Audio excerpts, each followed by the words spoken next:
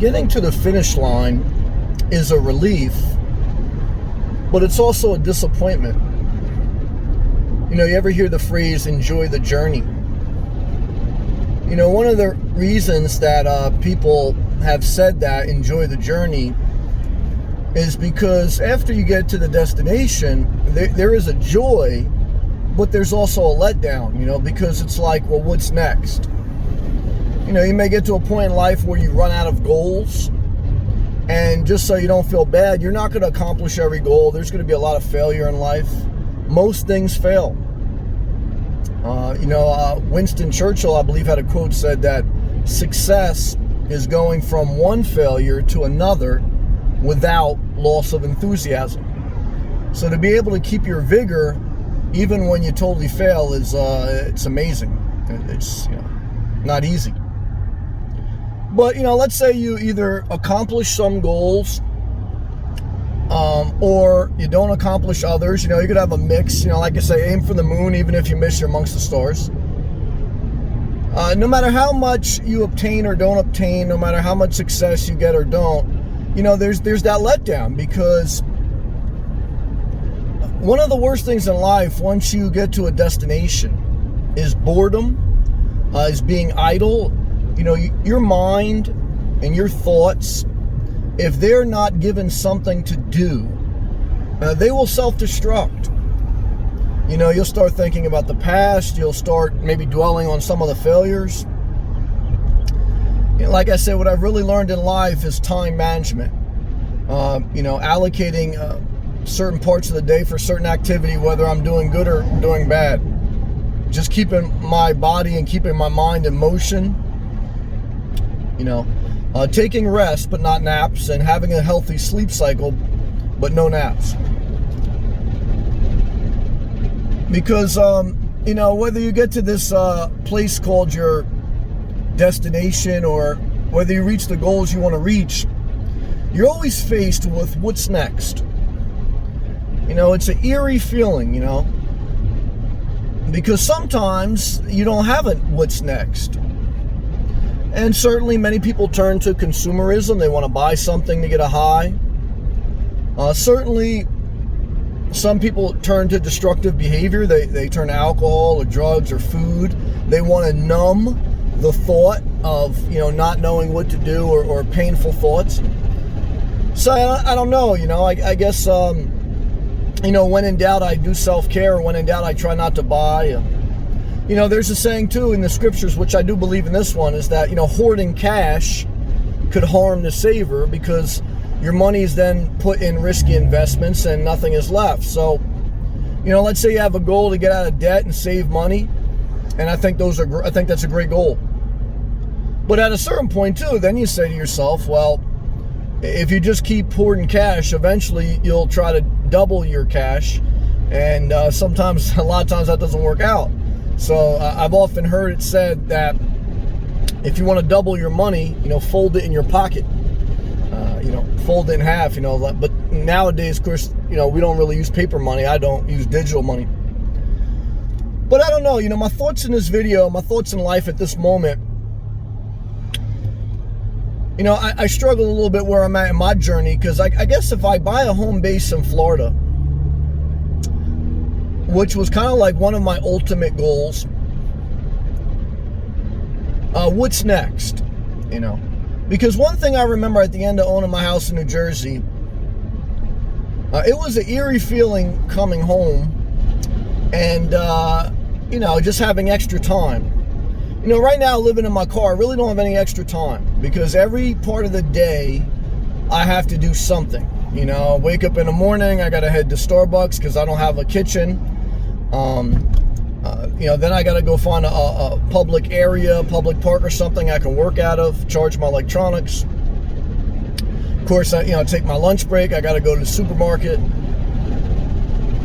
At night, same thing. I also have to go to the gym and get a shower. So, before you know it, for me, pretty much filling my day. I do the YouTube videos on the side. It's a side hustle, but also keeps me doing something productive and that benefits me, and I enjoy to do it. So I really don't have like this extreme amount of free time that could really hurt me mentally, physically, or whatever.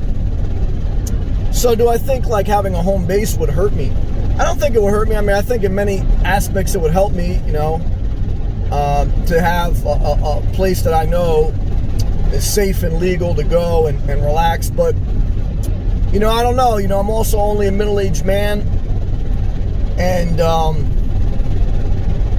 And I still have my mother who's alive in another state, so I want to keep flexibility to visit her.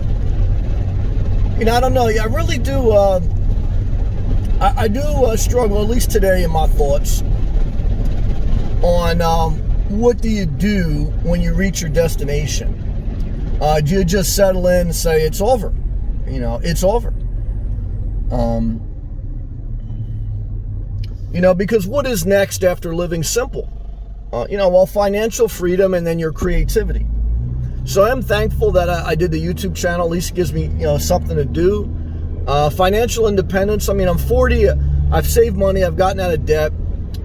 But, without my main job, I'd be bankrupt. So I'm always going to need a main job unless, I don't know, it's very hard to find something that'll give you main job money, main job benefits, so, which I'm okay. As long as I could work remote, I'm okay if I have to work till I'm in my 60s.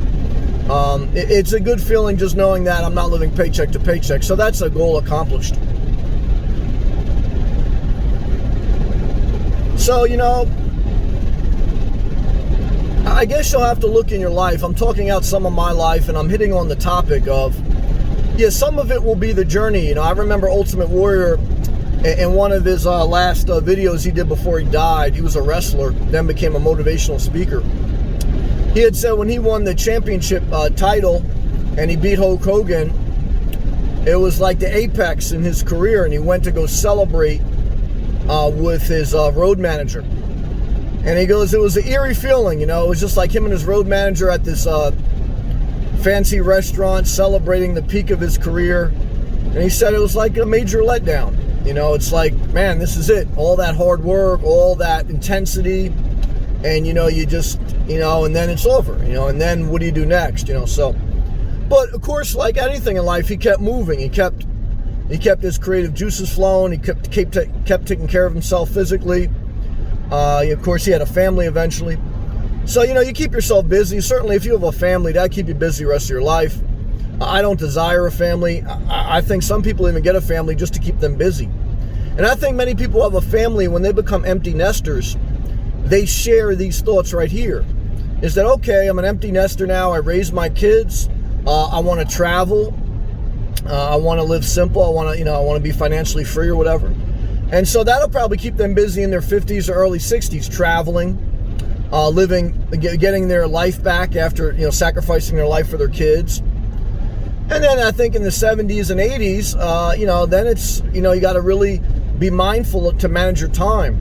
And that's why many of the senior care facilities, one of the number one benefits they do is they structure the day of the seniors. They give them activities, social activities, exercise activities, etc. So that, they don't have all this free time.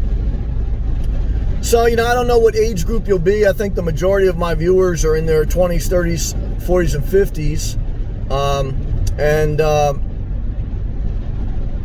But no matter where you're at in life, what do you do when you reach a goal? Well, you just keep a healthy routine, you got good and bad days, so, right?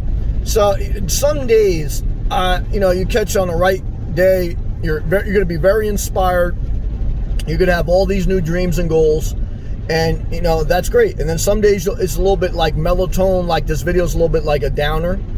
So, but, you'll get those both things. So that's, I said, like, just survive the day, be productive within the day, and try not to get entangled in too many things that require long-term commitment, in one sense of speaking, because, I don't know, for me, something about long-term commitment just doesn't, it's the opposite of inspiration. It's totally suffocating. And I don't like it. I don't like the feeling. I don't like long-term commitment. I hate it. So, You know, when in doubt, I just keep my flexibility. You know, I think of Bruce Lee. He said the willow tree and the bamboo tree survive because they're flexible in the storm. And I think about that, you know. I mean, I also think about the value of roots. And again, you know, it's like you don't want to hoard too much cash, you know, because then that can get you get a little bit antsy with your money. So all these things you'll have to consider. But I'm talking it out in this video, you know, just to get your thoughts going, to talk it out with yourself, you know, but keep moving. You know, do the 10-minute, 15-minute talk out, but then keep moving. Structure your day. Go to the gym, do your laundry, have a healthy meal, go for a walk. And that keep, you know, self-care will keep you busy your entire life. That's what I want to end this on. And this is what I've learned. If you're totally lost in life, go for a walk, and always remember, focus on self-care, which is exercise, hygiene, productivity, creativity, healthy sleep cycle, no naps. Some days will be good, some days will be bad, some goals you'll make, a lot will fail. But this motion, this rhythm of life that you're in is better than sitting idle and not doing anything. As long as you have the physical and mental ability, and even those out there that have some disabilities, as much as you can, within your abilities, I really stress to be productive. You know, I had a great viewer, Queen. She was a girl, a middle-aged woman, I think, that she had a seizure. She had some brain damage, but, you know, she had did some videos and then she'd stop. But her videos were, you know, she would do coloring book and then she would go for a walk. So she would stay busy, you know, and that's good. It's a good thing. Good to stay productive, busy, whatever you want to call it. But either way, I hope this video helps you in some way. If you like it and you want to support the channel, click that blue join button. You'll get unlimited access to all my live feeds, a custom badge, custom emoji. Check out my playlist on my channel. Keep pushing forward, and I'll see you guys in the next video. Peace.